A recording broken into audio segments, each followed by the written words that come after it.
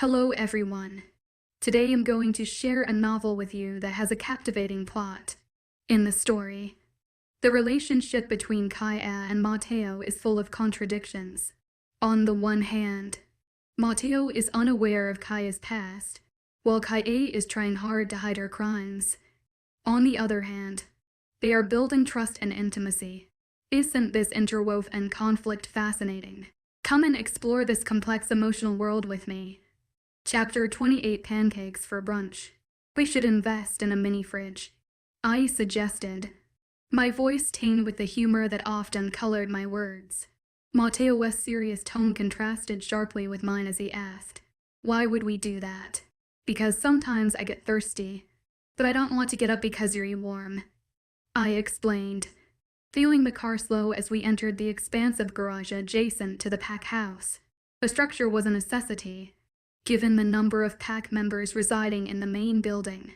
If we had a mini fridge beside our bed, they'd just have to lean over, grab some juice, and then pass back out. Matteo hummed, his hands expertly maneuvering his sleek, black car into his designated spot. I watched in fascination as he shut off the engine with a button, still marveling at the coolest technology. Matteo's protective nature surfaced as he turned to me, asking, "Your stomach okay?"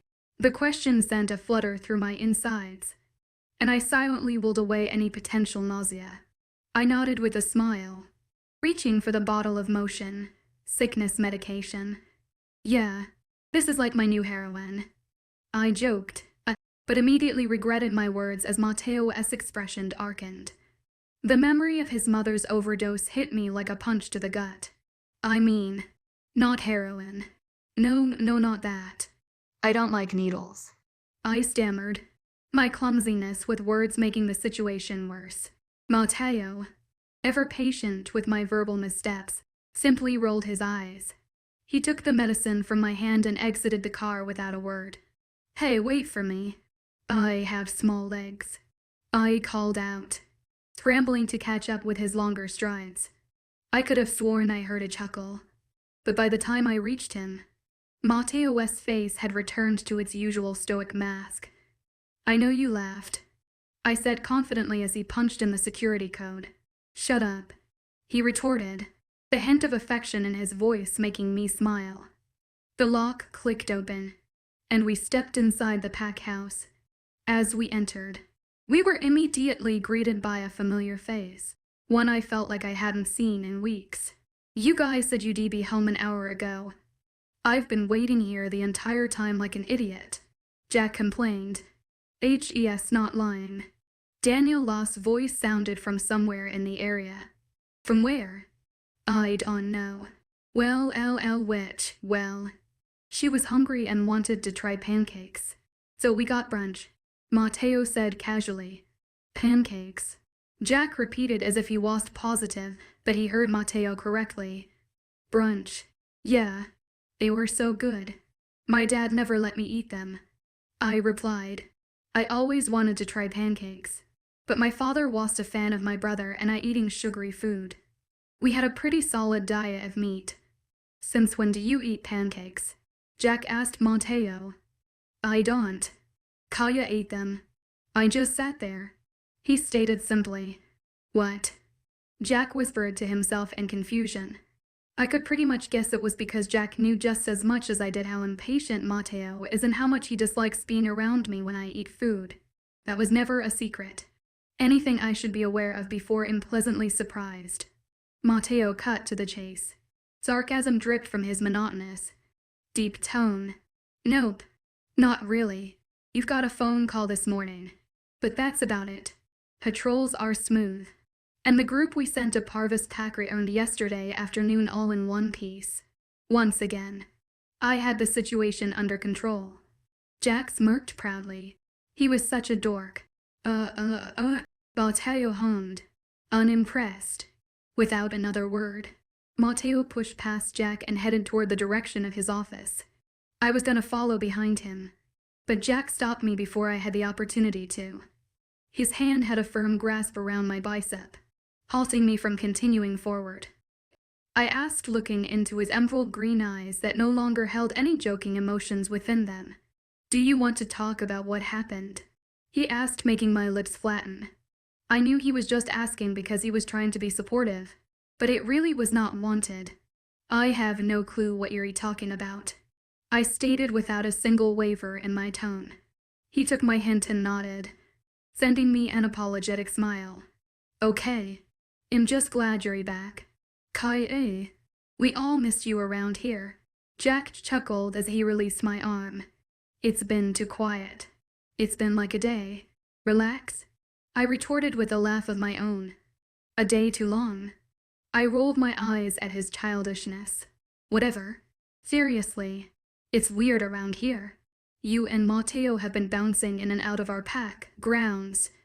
I think everyone was starting to miss the constant arguing over nothing that happened constantly, especially now that the two of you seem to weirdly getting along so well. Jack explained. He was wrong. The day Matteo and I left, we were still a bit rough around the edges, but we've practically been saints since then, minus a few little screw-ups. Well, I guess we're just evolving.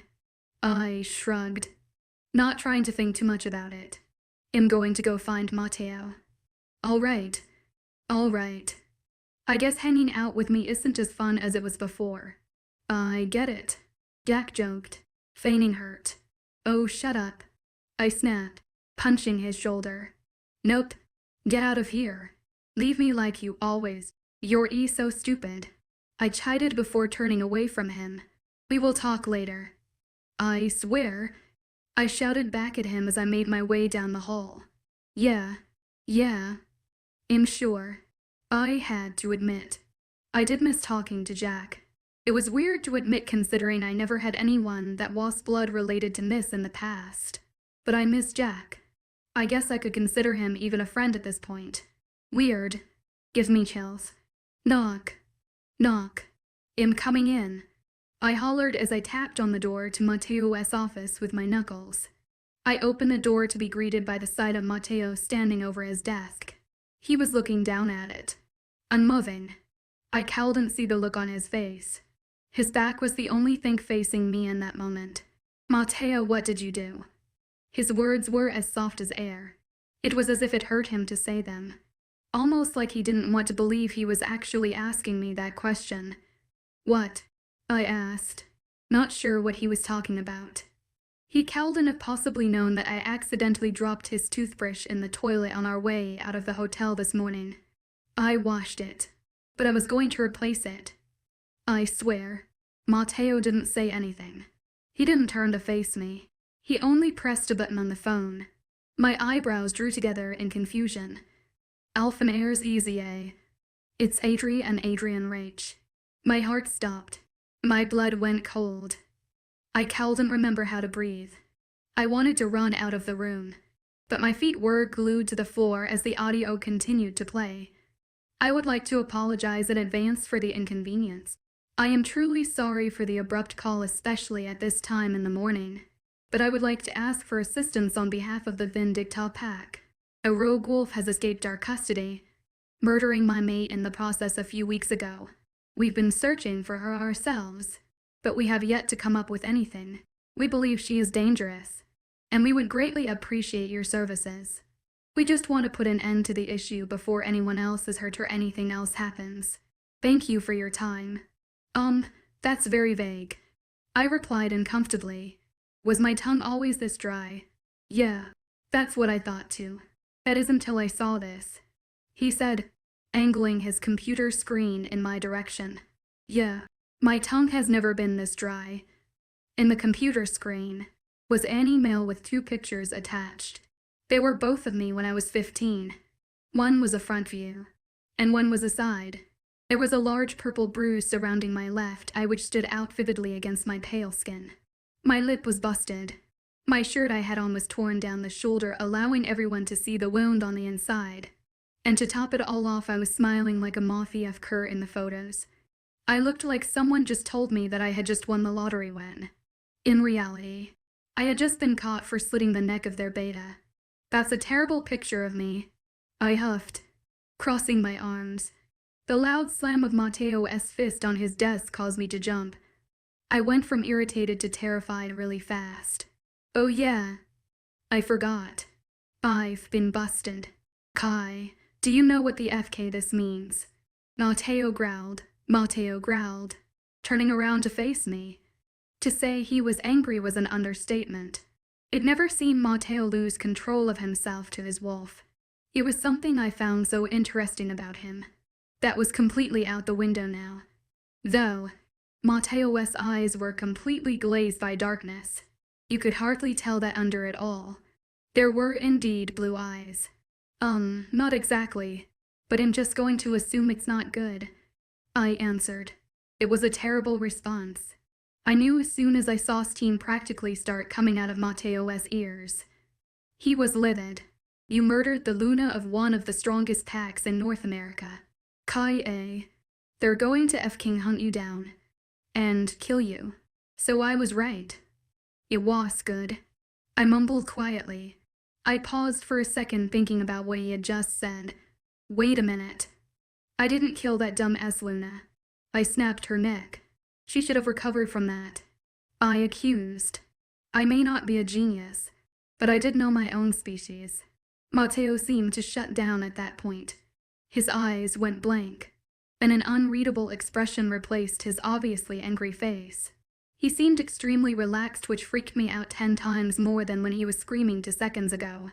He definitely just lost all hope for me. Right then, she's dead. Kai, because she was a human. He stated, making my heart drop. She was human. No, I shook my head, not believing a word he was telling me. Her scent, it was there. I swear, I smelled it. The scent of a wolf was there. I expected like a scream or something, but instead, Matteo began laughing.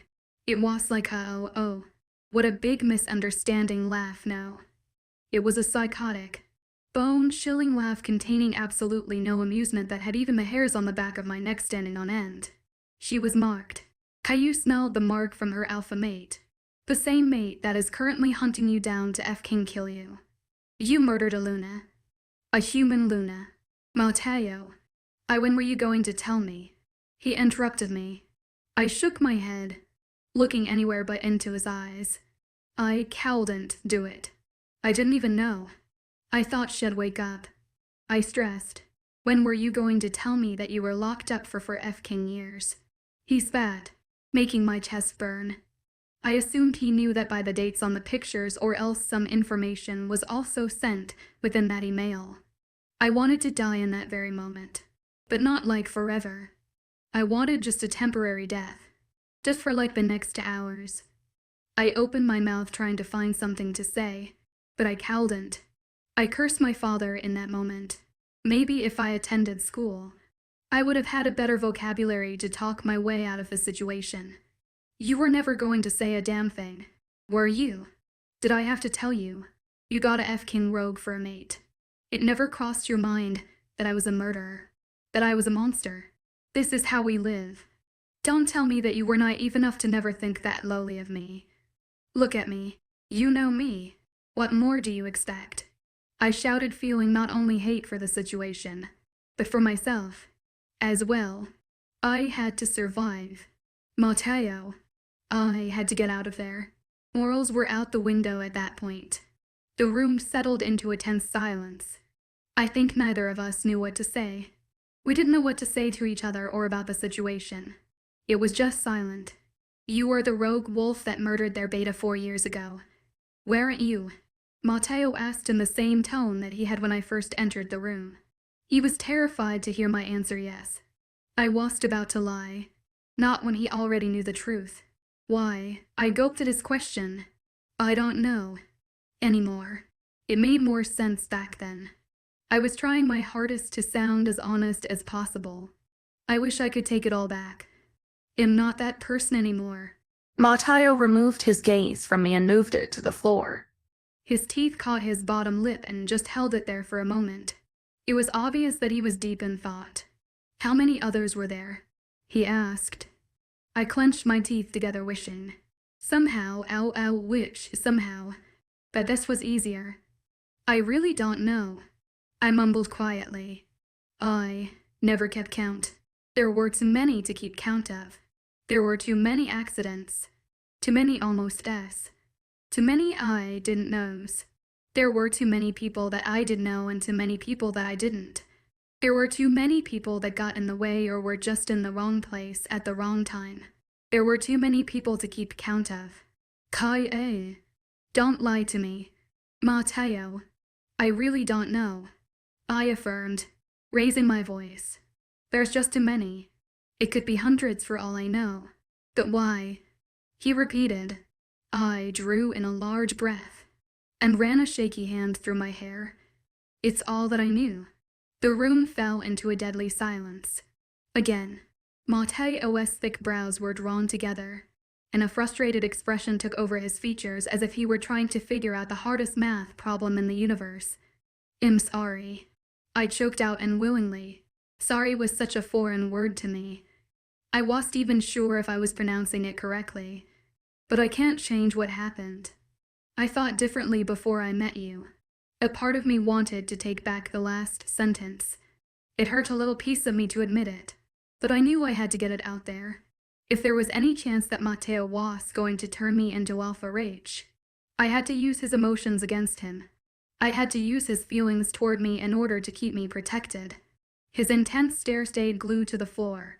His breathing was calm, and he seemed to have full control of himself again.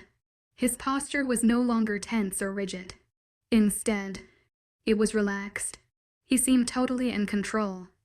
I, on the other hand, was sweating like a pig while I was waiting for my impending doom. I just wanted to scream. If you're going to kill me, just do it already. I refused to let the King pack try to take anything else that's mine from me. Was I losing my mind? Or did he just say something angry that was directed toward me? Was I in the clear? Or was he having a delayed reaction? And the wrath was coming in like 2 minutes. He looked up from the ground to face me. You're my Luna, and they'll have to kill me before they even lay a hand on you. The determination and sincerity in his voice sent a chill through my bones. His cold eyes held a darkness within them that I'd never seen before in Matteo. It made my inside feel like they were shutting down. But it also made a smile want to burst through the surface of my terrified features. I didn't allow that to happen, though, because I figured now was not the time to be smiling like a lunatic. The look in his eyes was something just above evil. I would be lying if I said it didn't scare me just as much as it excited me. God have mercy on anyone who dares to even try. This is going to end in a war, isn't it? I don't even know why I was asking. Of course, it was. I murdered an alpha's mate in cold blood. There's no way that no one is going to snitch. Almost every alpha in the continent knows who I am, now. Well, let's just hope you made a good enough impression with those Lunas. Matteo stated. I gulped, remembering all the commotion I had caused at the beginning of the week. The only hope I really had was that they still felt some sort of admiration for me after standing up to Matteo and trying my hardest to be civil. Although I knew that was a long shot. I think they only got along with me because Nilukan took a weird liking toward me that could be totally forgotten at this point. Though, what if we just fly me to another continent? I offered. I always wanted to spend a little time in Russia. Yeah, and leave you alone. Not happening. I sighed in exasperation. Why did he have to be so difficult? Well, how the hell am I going to be safe here? I countered, which seemed to irritate him. I'm assuming he never really had to argue with anyone on matters like this. Matteo was someone who knew much about compromise. Kai, if you're out there alone, I can't protect you. Okay, but at least I can run and hide if I'm an ocean away. I've done it all before, I stated stubbornly. Did you have every pack in Northern America and possibly more hunting you down at the same damn time? He asked, making my teeth clench. Well, no, let's try to figure this out together. This isn't something you can charm your way out of, Kai. You'd be surprised the situations I can charm my way out of. I chided with my arms crossed. I guess I was the best with compromise. Either. I knew he was right. Though, There's no way in hell that I would survive outside of C'Etta's territory. Matteo raised a brow. I assumed by the unconvincing look on my face that he already knew I was going to lose this argument.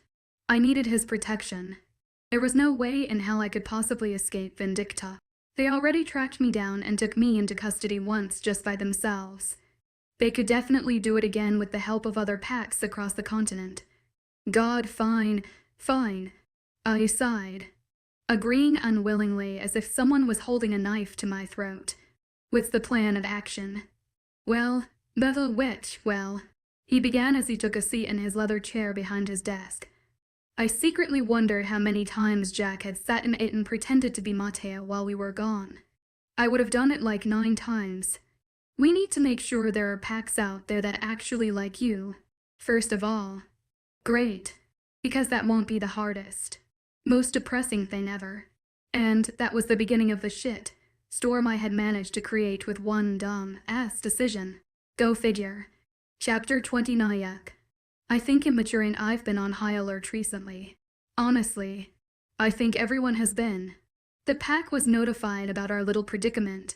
Naturally, they did the whole pack wolf thing and got way too protective. I can't even use the bathroom without someone waiting outside of the door. It's as if they think a pack member from Vindicta is going to crawl up through the toilet and take me away through the sewers.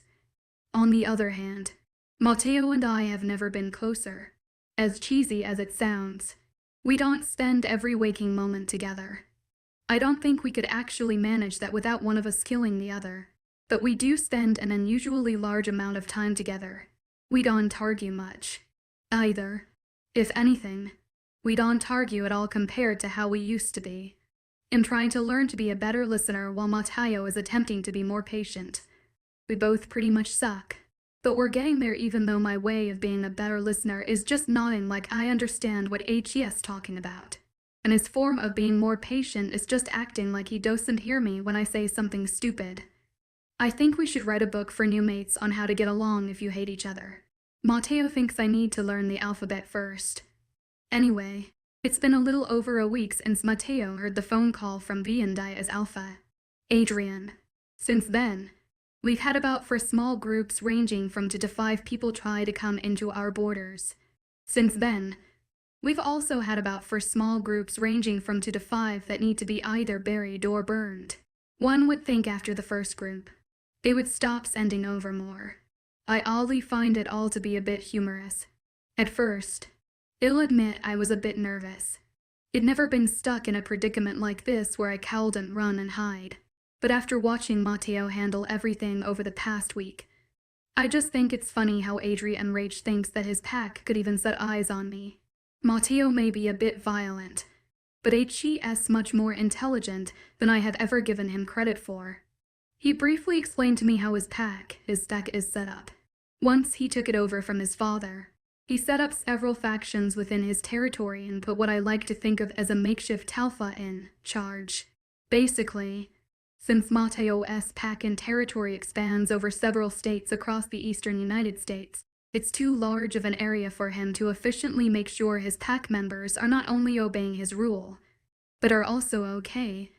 Therefore, he split off his pack into factions based on location and designated pack members from his central pack, which is what I am used to living with as their leaders. Those pack members then report back to Matteo. Matteo claims that there are 28 of these little packs stretched across his territory. Therefore, we basically have 28 packs ready to fight for us. Not only that, but we also have Socius on our side. I can only owe that to my brother. A few other packs have stepped forward thanks to alliances with either Matteo or Socius saying they will help defend us. But everyone else has been laying pretty low. Everyone except Bear and Mendax. Of course, he made sure that everyone was aware that Room would be aligning themselves with Vindicta. It honestly shocked me. I thought for sure that Baron would be in my favor, but I suppose that was just me being naive. I can't really expect anything from someone like him. Basically, that is what it's coming down to. Vindicta, Room, and several smaller packs supporting their cause and Socius and a few others supporting ours. The only other pack we could potentially hope for help would be packs south of us, including AP-Sens. But the reality of them helping was little to none. They hadn't been involved in conflicts for years. Their neutrality level was a perfect 10 out of 10. We were basically just sort of stuck at the moment. Put it down, Matteo stated lowly, not even bothering to look in my direction. I froze and slowly released the calculator. It's not that hard. Matteo, I really can't do it. I whined, looking down at my math problem. I know. There are much more pressing matters to attend to, and I am trying to learn how to do long division. But Matteo is trying to figure out something to do with the southern border's defenses, which is something that I don't understand. I tried to help, but Cal didn't follow any of the mumbo-jumbo that he was saying, so he is trying to multitask and teach me math. I think HES just trying to keep me quiet. I was to complain, though. I didn't want to leave him and have to go mingle with other people. Kai, I didn't give you anything that was difficult. Yes, you did. I challenged, holding up the paper to him even though he was still not looking at me. What could you possibly not understand? He asked, finally looking up at me. This, I stated as I pointed to a number, his brows furrowed in confusion, and his head tilted to the side slightly. Am still not understanding what you're not getting. He looked thoroughly confused at this point. How can I divide this to by a 3? I said as if he were missing half of his brain cells. To Kai, that's a 6. My mouth dropped slightly as I quickly turned the paper back around to analyze the number. Wow, look at that. That is a 6. I mumbled quietly as I wrote it to above the division line. I was about to move on to my next problem when I felt Matteo's intense gaze settled on me. It made my skin crawl a bit because I felt like he was silently judging me for thinking a 6 was a 2. In my defense, the way he writes his 2s makes them look like backward 6s, and it confuses me. I looked up to meet his gaze. His eyes were glued to me, but it didn't seem judgmental at all. Instead, it looked almost curious. You okay? I asked, not sure what else to say. You're not even close to the person that I thought I'd end up mated to, but somehow I can't imagine going through hell with anyone else. He replied honestly, sure, it wasn't the most romantic, but for Matteo that was more than enough. Why do you say that? No reason. Deciding that I was going to get anything else out of Matteo like that for another 3 days. I just returned my attention back to my math problems. Crap. This number is in the thousands. How would you feel about speaking to your father? Again. Instantly. My head snapped up to meet Matteo's gaze. Once again. His expression hadn't changed, but I'm 100% sure that mine did. No, I replied without any hesitation. I know that you don't want to see him. This conversation is cancelled. I interrupted before he had the chance to finish his sentence. In that moment, going to find Jack sounded like a great idea. I stood up from Matteo's desk and began walking away when his strong hand grasped my wrist and brought me to a halt. Kaya, you said that your mother is an alpha's daughter. He noted. I had no doubt that Jack had told him that, considering I don't believe I had ever mentioned it to him.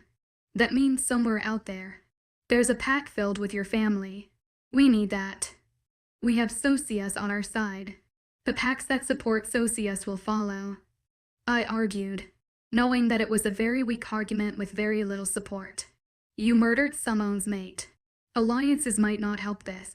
Okay. Then, we find my mother or her pack ourselves. FK Parker. I tried to reason. I was in absolutely no hurry to come in contact with my dad. Again, we need his help, Kai. I know HES neither of our first choices, but HES the best choice at this point. I had to think for a moment.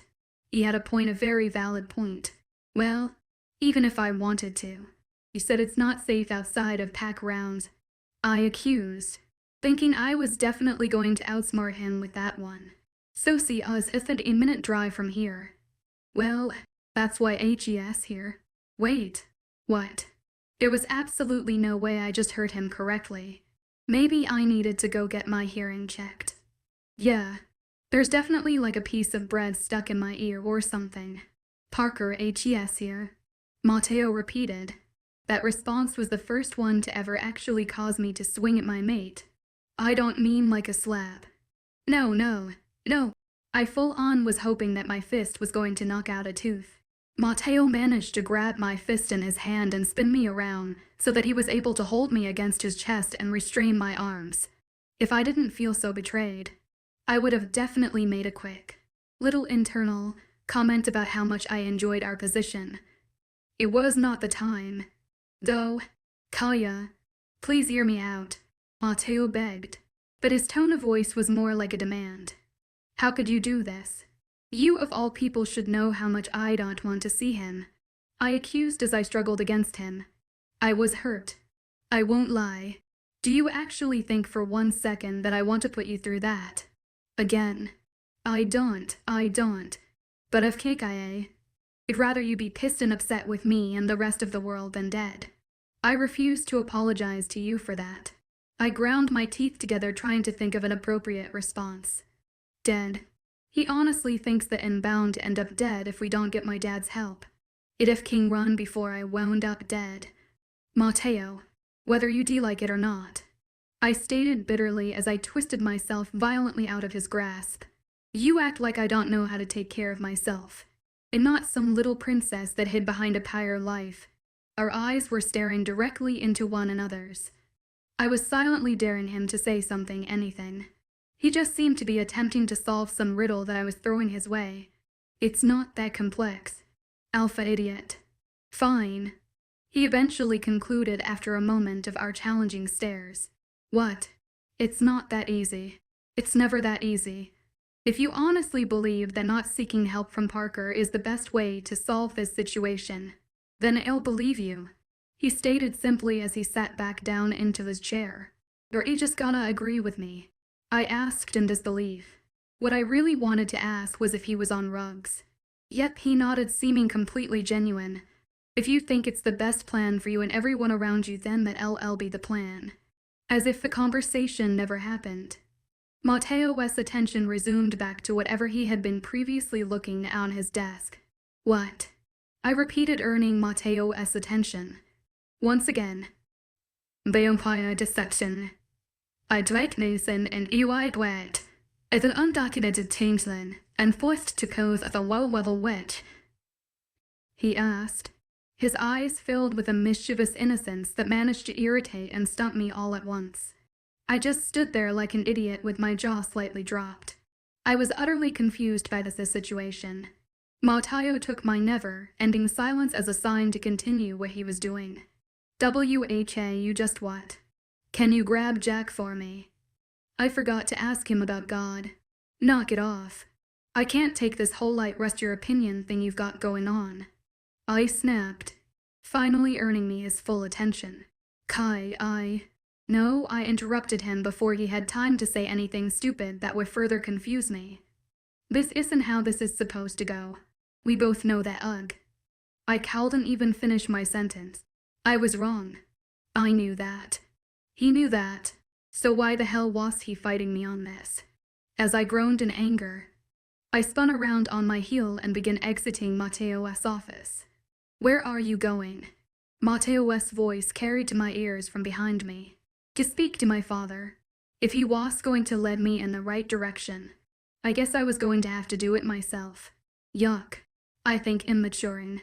Chapter 30. Just some bag couldn't do it. I made my small journey over to the cellars. They were located underground about a mile or two away from the pack house. It made sense to me to keep people prisoner a small distance from the heart of a territory in case anything were to happen that they would escape. Some packs kept their cellars under their pack house. As someone who spent a portion of their life in a cell surrounded by people like me, I never understood it. I never understood keeping threats that close to you. I talked to 2 of the guards that were standing outside of the cellar entrance. They were nice. They told me that I could go right in because my mate had apparently told them in advance that I would be coming. It took me about 20 minutes to eventually get the balls to go inside, and only about 4 seconds to turn right back around and head back to the house. Like I said, I couldn't do it. I know. No. Me, Kai Eilish, being too afraid to speak to her father. Can I really be blamed? That, after the disaster that happened last time, I truly planned on never speaking to, let alone seeing, him again. I made a mental promise to myself that I wouldn't let myself get that low. But here I am, now avoiding my mate at all costs. So he doesn't realize how big of a baby I am because I was too much of a wimp to speak to my father. Hello, Luna. A woman greeted me as I walked past her on my way into the pack house. She was an older lady, so I assumed she was just in to visit one of her kids. Anyway, her comment took me by surprise.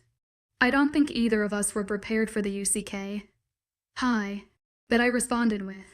It was her mostly, though I don't think many wolves are used to their Lunas gagging at the mention of their title. I made my way into the house, leaving the woman there speechless. Talk about a first impression. I was definitely not on my way to get or even speak to Matteo. He would just make things with my dad worse. Just a protective. Sometimes, sure, Matteo has the ability to calm me down like no other person, but he also has the ability to put all of my emotions into overdrive. I'm not sure how it'd react with both him and my father in the same room. Again, and to be honest, I didn't want to find out. I wasn't about to get Jack, either. He was like the mother I never had. He'd else give me some big speech about doing what I think is right and what is best for me, and yada yada yada yada blee. I appreciate Jack, but I'd rather not be treated like a toddler. Hey you. I snapped at some girl sitting in the first floor lounge room. Her head snapped around to make eye contact with me. She became defensive, looking like she was going to stand up and try to rip my inside through my belly button until she realized who I was. Her features softened, and she lowered her gaze. Luna, she said respectfully, making me scrunch up my face. Yeah. I replied while doing my best to hold back my gag, shaking off my disgust. I pointed at her accusingly. I didn't miss how her eyes grew, and her face paled a bit. She looked like she was about to pee herself. You hang out with Daniela. Right. Like your e-friends. She nodded. I knew I had seen her and some other girls hanging out with Daniela on a few occasions. So you'd probably know where she is, I concluded, earning me another nod. I groaned in frustration with her wordless state. Christ. I'm not your alpha. You can speak. Yeah. She drug out with another nod. Well, take me there. I deadpanned. I wanted to laugh and simultaneously scoff as I watched her quickly jump up from the couch as if someone just lit a match under her. You can just follow me, she said as she began to walk out of the lounge. That was sort of the point, I retorted as I trailed behind her. At this point, I rarely noticed the looks that Matteo's pack gave me in the pack house. But as I trailed just inches behind the girl, it was impossible to not notice the looks people were sending my way. They looked almost fearful.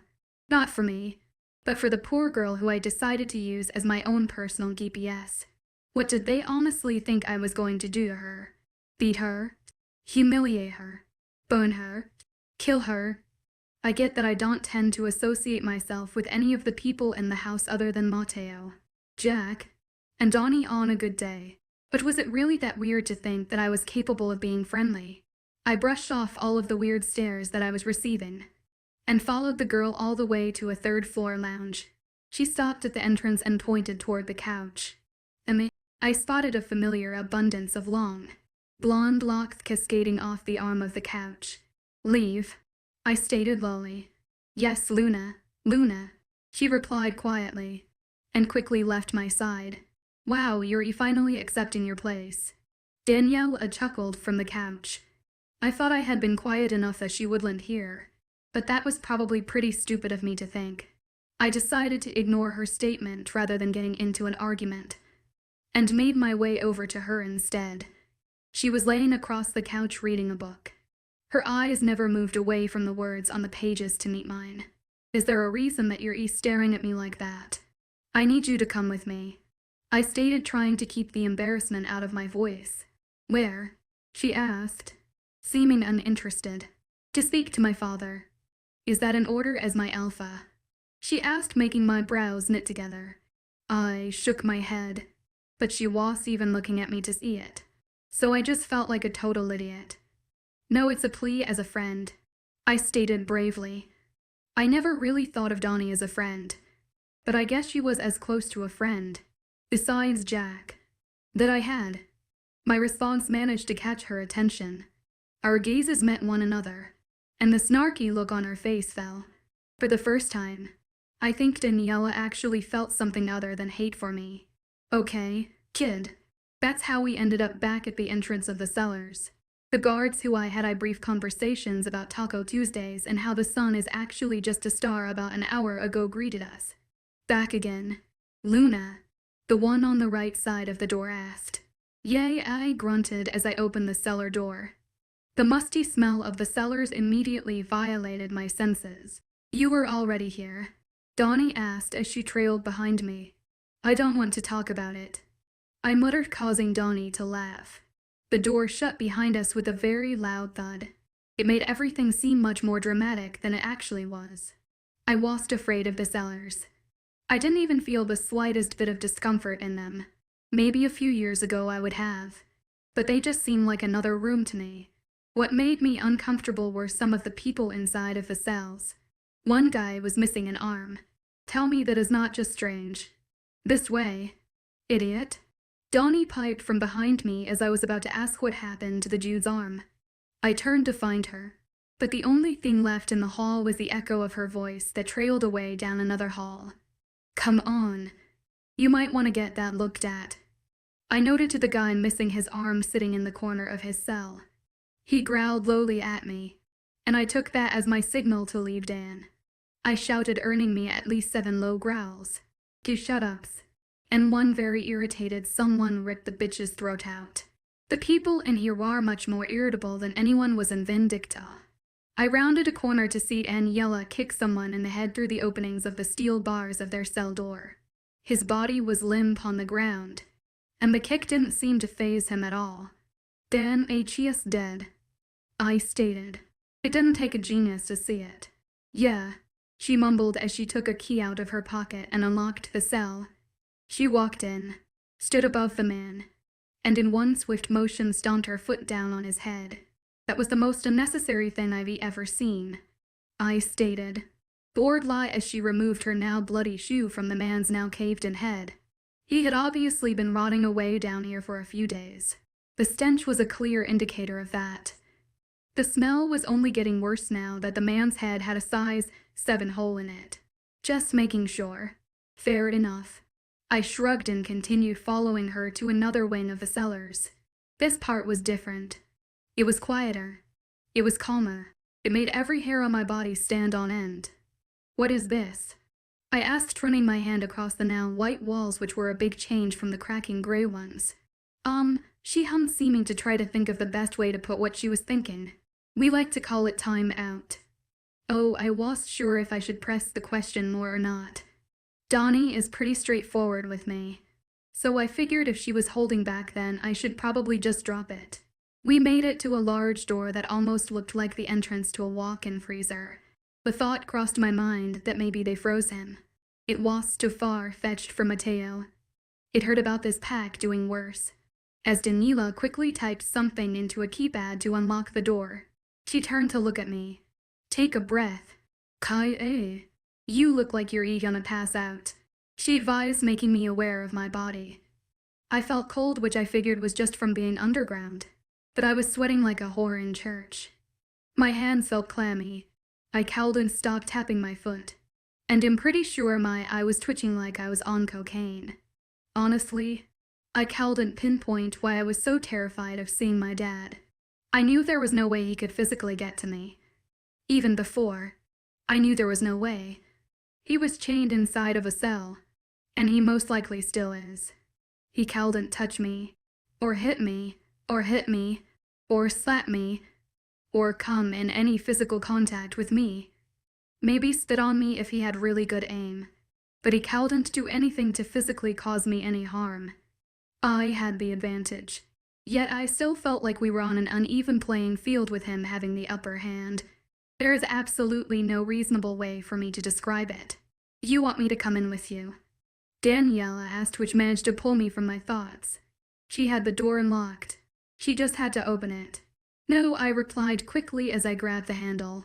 Just stay out here and get me out if things sound bad. How bad? She asked as my thumb subconsciously drew circles on the door handle. You'll know. With that, I entered the room. I expected to see some cells or even another door, but instead I was trapped inside of a bright white room with my father. He was sitting on a chair in the center of the room silently. He wasn't chained to anything. He was just sitting on the chair, which happened to be as white as the walls that surrounded him. We were making direct eye contact, so I knew he knew I was there. He was just choosing to not speak to me. Dad, I said quietly. I hate how much it sounded like I was afraid. He didn't seem at all fazed. His icy blue eyes were just as cold and frozen as the rest of his demeanor. Can we just talk about this? I watched as his jaw suddenly clenched, making me take a step back, the point where my back was against the door. Talk about what? Kai-A. Your disgusting excuse of a brother who abandoned his family just to join another. Or you deciding that it would be a grand idea to do the same thing. Maybe we could start with the mark on your neck from the alpha wolf who put me here in the first place. You want to take your pick. Or should I? He seemed. My stomach was doing cartwheels, and I couldn't hold eye contact with him any longer. I dropped my gaze to the floor as my chest began to feel as though someone had made me swallow a lit match. I never told you to be this way, I whispered. A part of me wanted him to hear it, and another part of me was praying that he didn't. What was that? He questioned. I didn't respond. I kept my gaze glued to the floor. Kaya, so help you God if I have to ask you one more time. Nothing. I refused to open my mouth. I refused to move my body in any way. At this point, I was debating on whether I should breathe or not. I suddenly heard the soft scrape of the chair on the floor, followed by footsteps that were coming closer to me. The shadow of my father crept its way over me, making me feel even colder than I already had been. The only thing in my line of sight were the shoes on his feet. It was completely silent. In a matter of seconds, his hand grasped the back of my hair and yanked it down so that I was looking directly at him. My jaw was shaking so badly I could have busted a tooth. I was trying to look anything but his eyes, but I was too terrified to remove my gaze. What did you say? His words stung like venom. All the blood in my veins ran cold, and I was fearful that I was going to have a heart attack by how fast my heart was racing. I didn't know what to say, so I did the one thing that seemed perfect for me to do in that moment. I spit right in his face. My father took a step back because of my action. Then after a second or two, it sunk in what I had done. I immediately regretted using my saliva as weaponry against my father. I didn't have time to respond before the palm of my father's hand made contact with my left cheek. The force knocked me backward into the door, and the back of my head made contact with it. Pain surged through my head and cheek, and my ears were ringing like little alarms telling me to get the hell out. I never made a sound, though. I never moved my hands to my face. I never cried. I just clenched my teeth, rolled my shoulders back, and stared down at the floor. Do you want to tell me what you said, now? I'm going to leave now, I whispered, causing him to scoff. Good. Get out of here. You can come back when you stop acting like a child, he stated coldly. I nodded, turned around, and left the room. Well, that was what the FK happened to your face, Donnie asked as she grabbed my face to examine it. No doubt, no doubt. There was a large red mark from where my father's palm collided with my cheek. Matteo is going to kill me, she whispered to herself as she continued looking at my cheek. Stop. I snapped as I pushed her off of me. Let's go. Did he tell you? She asked, making me raise an eyebrow. Tell me what? I'm not stupid. Kai-A. I'm also the Gamma. So Matteo informs me of most things when they are pack-related or for your safety, she stated, crossing her arms over her chest. So did he tell you where your mother is from? Can we just not talk about it? It was supposed to be a question, but it definitely came out as more of a demand. You didn't even ask him, did you? I clenched my jaw and fist simultaneously. I was too much of a bitch to swing at my dad, but Daniela was another story. Donnie, drop it. I demanded, but I knew she wouldn't. Kai, you can't do this again. Watch me. I fired back. I turned angrily to stomp away from her like the 5-year-old that I felt like in that moment. But her small hand grasped my wrist. Let's just pretend for a second that HE's just a guy in there. That's HE's not your father, she said, causing my brows to knit together in confusion. But he is. Do you really want to call someone like that your father? She accused. I stayed silent. Well, oh well. No HE's just a guy. Kai. Just some guy. He doesn't have to mean shit to you if you don't want him to. It's easier said than done. Donnie, I muttered, staring back down at the cold, concrete floors. Listen, Daniela sighed, taking a step toward me.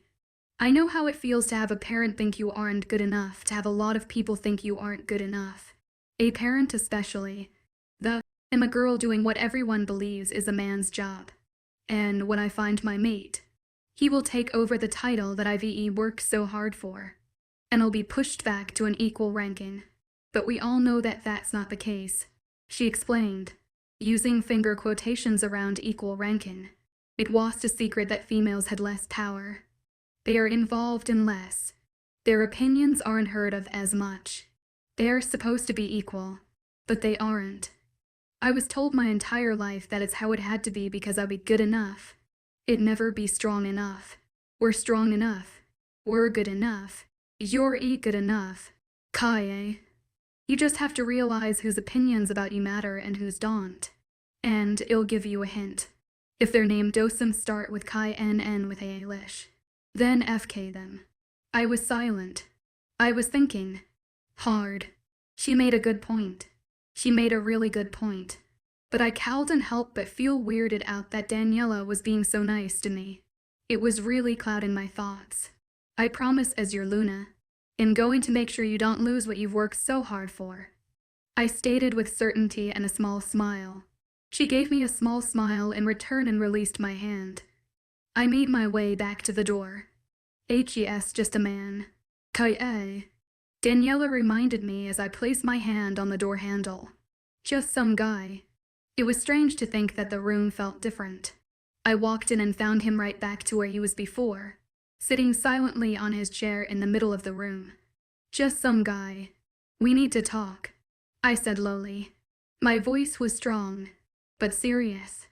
I was doing my absolute best to be as brave as possible. My hands were practically drenched in sweat from my nerves. But it was fine. All right. Well, you. No, I snapped angrily. You can shut the FK up for once.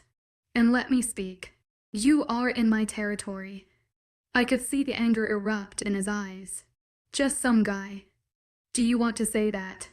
Again, words that used to feel like they could strangle me, now felt a little like a kick to the gut. Instead of scaring me, though, they made me angry. You can shut the FK up. I repeated myself slowly as I stalked toward him. Kaya, why do you have to be like this? Your brother FK. You FKU. I am not my brother. I am not my mother. And I am not you. In a matter of seconds, he was in front of me with his hand raised. For a split second, fear rose within me. I felt the small urge to back into a corner with my head down and beg him for forgiveness.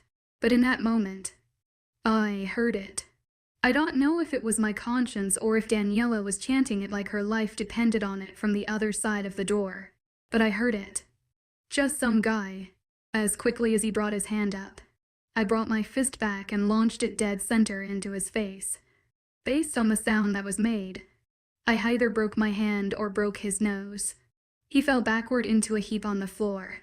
After seeing the blood spilling from his face, I knew it managed to break his nose. A sadistic smile made its way to my face. You want to try that again? I taunted, getting into his face. I stepped back and walked around him as if I was a predator, and he was my prey. I threw the alpha of C through a table because I was mad at Caden. I'm sure you can only imagine what I could do to you since the anger I have toward you runs so much deeper. Kalya, you're better than this. He groaned as he tried wiping away the gushing blood from his nose. I laughed in a way that would almost seem evil. No, I'm not. I chided, enjoying the newly found power I had. I never felt like this before. It was exciting, but thanks for thinking so highly of me. I could see the fear in Parker's eyes. It was obvious to me no matter how well he disguised it. Where is Mom from? I quickly cut to the chase. He sat up slowly, watching me closely. You want to know where your mother is from?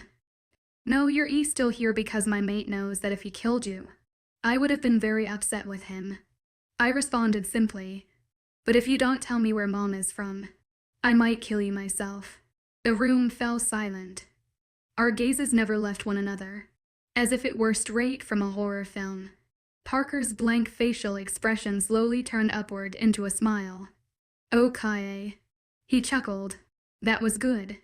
It really was. You really had me going there for a second. Now, come on, let's get me out of here. His words were calm and had warmth to them. My brain did not know how to comprehend what was happening. I was being serious. I stated, trying my hardest to keep my voice strong. My father's voice drowned it out. Though, you really gave it all away when you said you'd actually kill me. That's funny. I only do this to make you better. You know that. He smiled. The entire strong facade I had immediately fell. I know he just wants me to be strong.